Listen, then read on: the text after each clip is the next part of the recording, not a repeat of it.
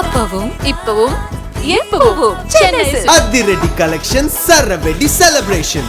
தீபாவளி திருநாளை முன்னிட்டு தீவுத்திடலில் 11வது ஆண்டாக இன்றைக்கு பட்டாசு கடைகள் 30 கடைகள் திறந்து வைக்கப்பட்டிருக்கின்றது.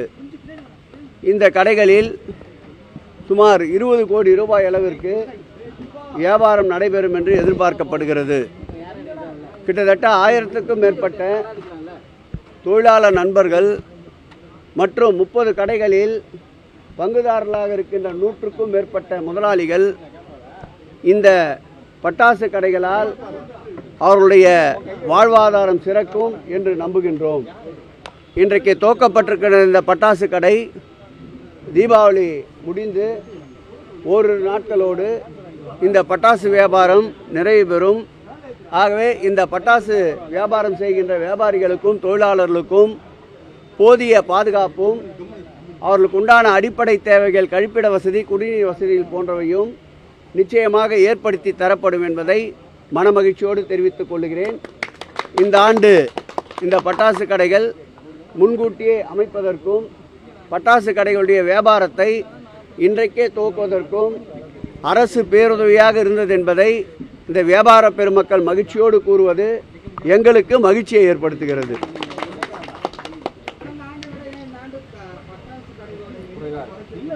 கடைகளுடைய எண்ணிக்கை என்பது குறைவு நிறைவு என்பதல்ல. பட்டாசு கடைகளை வைக்க வேண்டும் என்ற கோரிக்கைக்கு ஏற்ப இந்த கடைகள் ஒதுக்கீடு செய்யப்பட்டிருக்கின்றது. இந்த கடைகளை விட இன்னும் அவர்கள் கூடுதலான கடைகளை அமைக்கவிருப்பதாக இருந்தாலும் அதற்கு அரசு தடையாக இருக்காது. ஏற்கனவே இந்த இடத்தையே பார்த்தால் ஒரு வார காலம் 10 நாட்களுக்கு முன்பே இவர்கள் கடை அமைப்பதற்குண்டான அனுமதியை அரசு வழங்கியிருக்கின்றது. இது முதலாளிகள் தொழிலாளர் சார்ந்த ஒரு வியாபாரம் என்பதால் இரு தரப்பினரும் பலனடைய வேண்டும் என்ற நோக்கோடு அவர்களுக்கு தேவையான வசதிகளை செய்து தரப்படும். விலை நிர்ணயத்தை பொறுத்தளவில் இவர்கள் மொத்தமாக விருதுநகரிலிருந்து, சிவகாசியிலிருந்து ஸ்டாண்டர்ட் போன்ற உயர்தர பிராண்டு கொண்ட இந்த பட்டாசு நிறுவனத்திலிருந்து பட்டாசை கொள்முதல் செய்கிறார்கள். அவர்கள் நிர்ணயிக்கின்ற விலைக்கு ஏற்றார் போல் போக்குவரத்து மற்றும் இவர்கள் தொழில் சார்ந்து வைக்கின்ற தொழிலாளர்கள் இவர்களுடைய செலவினங்களை கணக்கிட்டு அதிகப்படியாக ஒரு 5லிருந்து 10% அளவிற்கு தான் முதலீட்டாளருக்கு லாபம் கிடைக்கின்ற வகையில் இந்த தொழில் இங்கே ஏற்படுத்தப்பட்டிருக்கின்றது. இந்த இடத்தில் சீன பட்டாசிற்கு இடமே இல்லை.